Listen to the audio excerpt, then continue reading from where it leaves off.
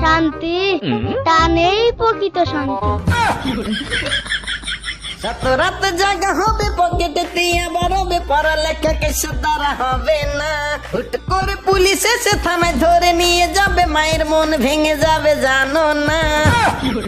বাবাজি, বর্তমানে তোমাদের ব্যাটিং এর যা অবস্থা, তোমাদের দিয়ে তো ধান চাষ হইব না। মিডিয়ার সামনে তো আর তোমাদের কথা বলতে হয় না, কথা বলতে হয় আমার। এই জন্য তোমাদের ফর্মে ফিরে আনার জন্য আজকের এই আয়োজনটা করছি। বাবা শান্ত, অনেক আশা নিয়ে তোমার হাতে দলের দায়ভার তুলে দিছিলাম, আর তুমি এটা কি করলা বাবাজি? তোমার ব্যাটিং এর যা অবস্থা, তোমার দিয়ে তো এখন পানি টানাই তৈব, কিন্তু কিছু করার নাই, তুমি তো ক্যাপ্টেন, তোমার তো বাদ দেওয়া যাবো না। যাই হোক, শোনো, তোমরা একটা ম্যাচ এমন ভাবে খেলবা, মনে করবা ওই ম্যাচটা হাইরা গেলে তোমার বউ অন্য ব্যাটার লগে ভাইগা যাবে। ওই পাপন ভাই, এটা আপনি কি শোনাইলেন? এটা শুনে তো আমার আরো হারতে ইচ্ছা করতেছে। আর লিটন ভাই, তুমি এটা কি কইতাছো? ম্যাচ হাইরা গেলে তোমার বউ অন্য ব্যাটার লগে ভাইগা যাবো, এটা শুনে তুমি আরো ম্যাচ জেতার জন্য আগ্রহ দেখাইবা। ওই শান্ত ভাই, আপনি ব্যাপারটা বুঝেন নাই। এক তরকারি কি প্রতিদিন খাইতে ভালো লাগে? নতুন তরকারি খাইতে চাইছিলাম একটু। শোনো সাকিব বাবাজি, আমেরিকা তোমার শ্বশুর বাড়ি, আর তোমার শ্বশুর বাড়ির এলাকার লোকজনদের কইবা দুলাভাইদের জন্য একটু আদর আপ্যায়ন এবং সুযোগ সুবিধা বেশি দেয়। আরে পাপন ভাই, আপনার তো মিয়া লোক খুব খারাপ আছেন, আছে একটা পিনিকের ভিতরে, আপনি এমন কথা মনে করে দিলেন, কষ্টে বুকটা ফাইটে যায়। আমার আর শ্বশুর বাড়ির কথা আর ক্রিকেটের কথা কইন না তো, ক্রিকেটের কথা শুনলে আমার আর ভালো লাগে না। আপনি জানেন না, খাওয়ার সময় কোনো কথা কইতে হয় না, খেলার সময় খেলা, খাওয়ার সময় খাওয়া। এই তোমরা সবাই চুপ করে খাও, এত কথা কও কি লাগা? কিরে, ওয়ার্ল্ড কাপ আইছে বললো, আর আমি হলাম বাংলাদেশের 1 নাম্বার ওপেনিং ব্যাটার, আর আমার কোনো আওয়াজ দিল না। ব্যাপারটা তো দেখতে হয়। দাঁড়াও, পাপন ভাইয়ের একটা কল করি। আরে না, পাপন ভাইরে কল করুন যাইবো না, এবার একটু দলের নতুন ক্যাপ্টেন শান্তরে কল করে দেখি।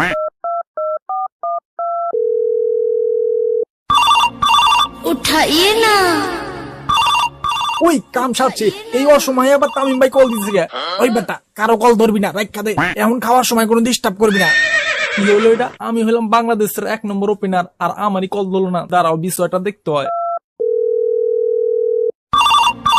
উঠাইয়ে না। আবার তামিম ভাই কল দিয়েছে। আচ্ছা ভাই দাঁড়ান, এবার একটু ধরে দেখি, হয়তো ইম্পর্টেন্ট কিছু বলবে।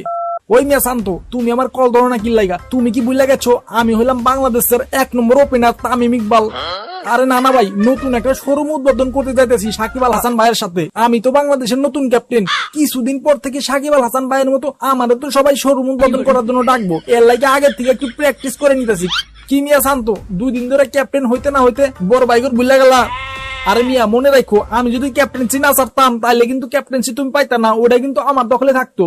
ওই তামিম ভাই, এখন রাখি, আমার আবার কেজি দেয় শোরুম উদ্বোধনের ফিতা কাটতে হইব। কিরে, কাম রইল কি? বেড়া দেখি 2 দিন ধরে ক্যাপ্টেন হইতে না হইতে মুখের উপর কলটা কাটতে দিল, বিষয়টা দেখতে হইব। ওইখান থেকে দোয়া বাড়িতেছে কিসের দেখি তো, কিন্তু এত দূর দেখ মুকামনে। আরে আমি তো ভুলে গেছি, আমার কাছে তো চাঁদের ছবি তোলার স্যামসাং গ্যালাক্সি S24 আলট্রা। দাঁড়াও, ওইটাতে দেখি। আরেকটু জুম, আরেকটু। আর এই তো পেয়ে গেছি সবগুলো এখানে। এইটা তোমাদের শোরুম উদ্বোধন করার অনুষ্ঠান না? দাঁড়াও চান্দুরা, আমার এত কিছু করা, এখনই পুলিশকে জানাই দিয়েছি। হ্যালো, এটা কি কুতুবালি থানা? হ্যাঁ, আমি কুতুবালি থানার এসআই বলছি। ওই মিয়া ছাই, এত পাট লইলে চলবো নাকি? রাস্তা দিয়ে সবাই মাতলামি করে ঘোরে। ওই মিয়া, আপনি কি ভুলভাল কথা কন? আরে ভুলভাল কথা কই না কি, আপনি একটু রাস্তায় বাইরে দেখেন। আচ্ছা ঠিক আছে, আমি এখনই যা দেখতেছি কেরা মাতলামি করে ঘোরে, সবগুলোর আজকে খবর আছে। মামা, আমি তো হুক না খাইয়া লাইছি রে মামা।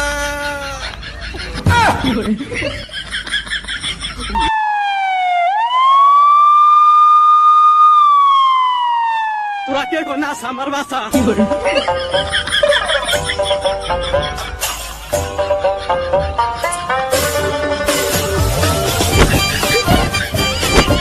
खत्म, bye bye, tata, good bye, गया।